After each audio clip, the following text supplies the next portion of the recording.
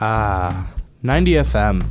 This nonprofit student-run radio station is located in the Communication Arts Center of the UW Stevens Point campus. They operate 24/7, 365 days a year, and are host to events such as Dylan Days, Radiothon, the world's largest trivia contest, and more. But probably the most unique thing about 90 FM are their community volunteers.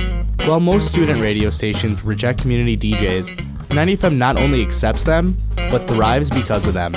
Let's meet this wacky bunch, shall we? You are listening to 89.9 WWSP Stevens Point. WWSP Stevens Point. WSP Stevens Point. FM WWSP. WWSP Stevens Point. WWSP Stevens Point. That would be 90 FM. 90 FM. This is 90 FM. 90 FM. 90 FM, we are your only alternative. Your only alternative. Only alternative. Your only alternative. You are listening to 40 ounces of hip-hop. The acoustic revival. Killer tracks. This is the fabulous Saturday Morning Freak Show. Sneaking in the back door of the Blues Cafe. The New Age Sampler. Music here on the Jam for 90 FM's Then and Now. Saturday Morning Live. Club Wisconsin. Monday evening jazz sides. It's right here on 90 FM's Metal Thunder.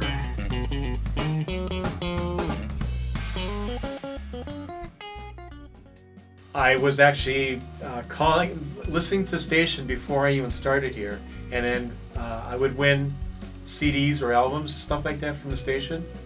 And so I drove here, and then all of a sudden the station announced that they're going to have an on-air staff meeting, and then anybody's welcome to attend. So it got me thinking, I'm going to drive down and check it out. So it was in the University Center in one room. I can't remember what it was, and there was like 30 people there. And I was just really intimidated, just really professional. And I went gulp, you know. So they did everything, all the business, what they're going to do that semester, and any questions. So a few people raised their hands. I raised my hand. And I says, "Can a non-student partake in this?" And the gentleman goes, "Are you breathing?" And I go, "Yeah, I think so." He says, "Welcome aboard." And that was that. When I moved here, actually in 92, I used to listen to the station all the time, particularly the jazz sides programs. And, you know, I always really liked it. It never occurred to me to try and get a shift here.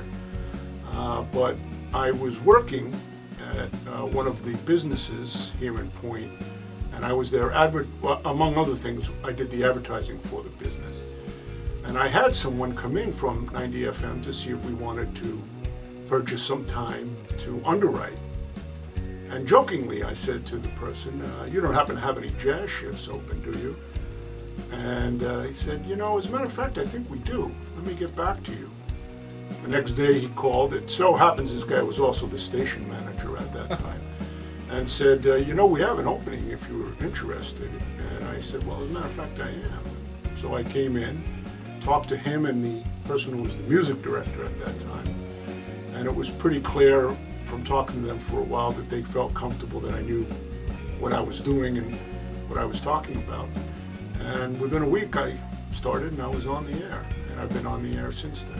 Well, not really a native of Stevens Point, but I pretty much grew up here and in Wisconsin Rapids. I graduated from SPASH, and I think it was in my junior year, maybe towards the end of my sophomore year, we started a radio club at SPASH, and we actually built an in-house radio station there.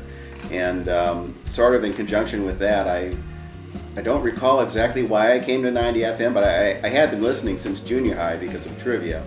So I think the summer between my sophomore and junior year in high school, I came by here, and they were actually looking for volunteers to do stuff. They didn't care if I was in high school. So I helped out with news for a while, and I did some promotions. And in the summers, I actually did some air shifts as well. So that's how I kind of got started in radio. I worked at the local AM station, country station.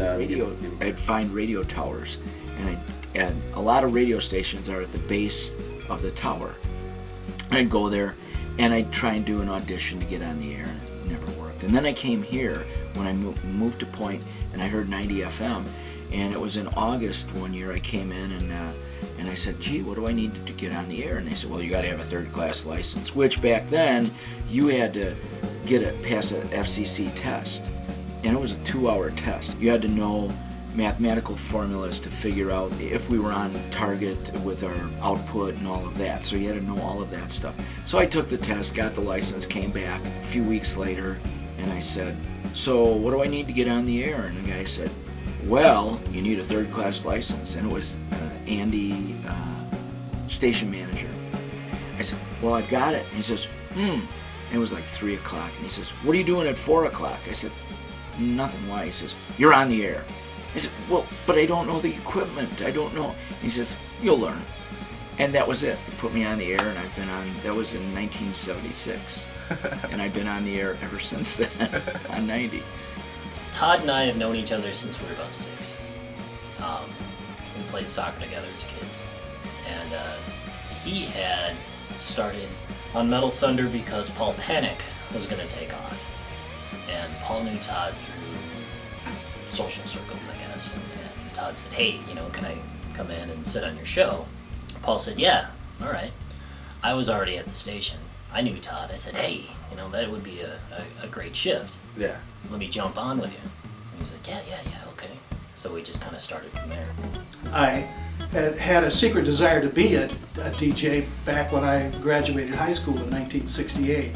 So my first year in junior college, and so I went and visited the local campus radio station, and I took one walk into the room, and I just got freaked out. I mean, there was equipment everywhere, and it was just overwhelming. And I said, "Oh man, I don't know if I can do this." In those days, disc jockeys were gods.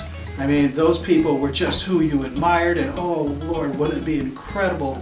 Wow, this was just magic. These guys did the coolest things, and they just played the greatest music. And so that's what I wanted to be. But boy, that production room just scared me silly. So I kind of backed off. And the summer of '97, they were looking for a permanent replacement for Uncle Daddy, who had moved on. And so I asked the family if they thought, I should try for it. They said, oh yeah, Dad, yeah, go for it. Well, say 17, 18 years later, here we are. 90 FM has a 60-mile broadcast radius, giving them a very wide reach within the area. Many of the DJs are truly passionate about the Central Wisconsin community and have decided to use their shows as a way to give back. The local concert update is a listing of events coming up in the area, and I keep a running list, but I usually announce about 2 weeks at a time, so folks can plan ahead if they want to, especially if there's a show that you need to get tickets in advance. Just give folks a little heads up as to what's coming up in the area so they can get those babysitters and make all the arrangements needed to get out and see some of the live music. I do a live read during my show so that I can get the absolute most current stuff that I have, because I will have people call me during the show, like just 10 minutes before I'm about to read it, with something that they had forgotten to let me know about. So I do try to get the most current information that I can for people out on that update. And then once I'm done with my show on Sunday, I record a fresh update for the coming week, and it's played several times a day, which I'm really thankful for. And I've heard a lot of great feedback. I've had artists come up and tell me how many people they had greet them at a show and say, I heard about this show on the concert update, or I heard about it on Club Wisconsin. So that's really cool to know that word is getting out. Maybe not every show, but it's at least getting a few bodies in those doors. I have quite a big loyal fan base. There are 7 or 8 state penitentiaries that listen. And every week when they call in and they thank me and just appreciate it so much, I just feel like I gotta help them out. What's the most phone calls, most requests that you've gotten? The most, a couple of summers ago, I had 310 requests, and that was added up from phones, social media, and letters for one night. So I did not play all 310 requests. What would you say is your favorite part about DJing at 90? Just everything. I feel like, I started when I was in college, like most, and it keeps me young as I grow up and have a family and work on my career. The camaraderie of 90 FM, the fun, the excitement, the fact that I'm giving back to an organization that means so much to me from even when I was a kid in grade school listening to 90 FM just to hear a slip up or a red dot fly through it. And, oh my God, they said that on the radio. I can't believe it. And they don't get in trouble for doing it. You know, it's the mentality of my grade school years listening to 90 FM and hearing alternative music, stuff that wasn't getting played. Nobody wants to hear commercial radio anymore. The best part about 90 FM is that, and you know, it's home to some of the best programming in the Midwest, bar none.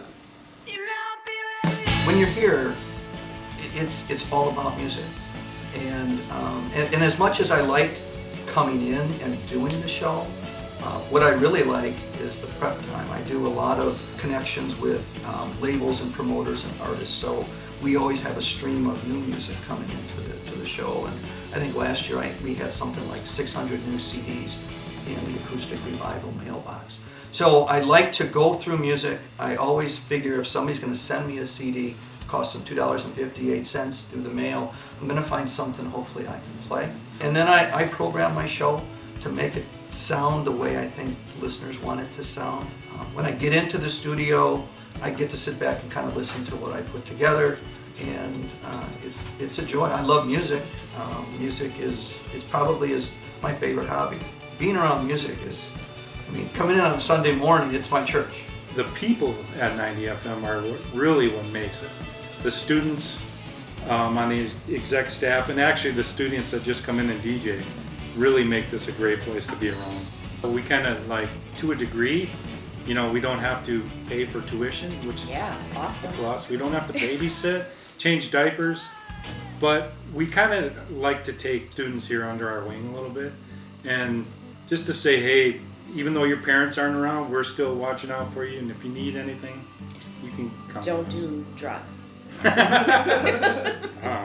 I didn't say that. No. Don't do hard drugs. It's all about music, it's all about being student run, but it's all completely crazy in the same breath. I mean, the fact that a trivia contest is such a huge part of the station, it's so bizarre in a beautiful way. I think that's what really hooked me, because that's when you really started to know the connection between the university, the students that work here, and the people like that play the trivia contest, and how connected this radio station is to the community in a different way than I think in a lot of other cities, where campus stations may just be, oh, that's a nice little campus station, that's great. But this one has a connection to the Stevens Point and the greater community. I think that it's a lot different than a lot of other areas, and that's the kind of thing that really hooked me over the years. You know, and something else about 90 FM, you know, Metal Thunder isn't me, it's not Scott, it's what the show does for the people. It's principles before personalities. Someday when Scott and I are gone, is the station going to go anywhere? No, it's not. You know, it's always going to be here for the listeners. It's always going to be there to do what it does for the community, whether, you know, I'm here or not. Not that I'm saying I'm planning on hanging it up anytime soon. I'm just saying, if we disappear, even if Metal Thunder disappears, you know, the station's going to go on. Of course it is. It's an awesome station. You know, it's always excellent people working here all the time. So it's been my experience here at 90 FM. Get by, get together, and we'll keep on wondering why. It's all just part of reading.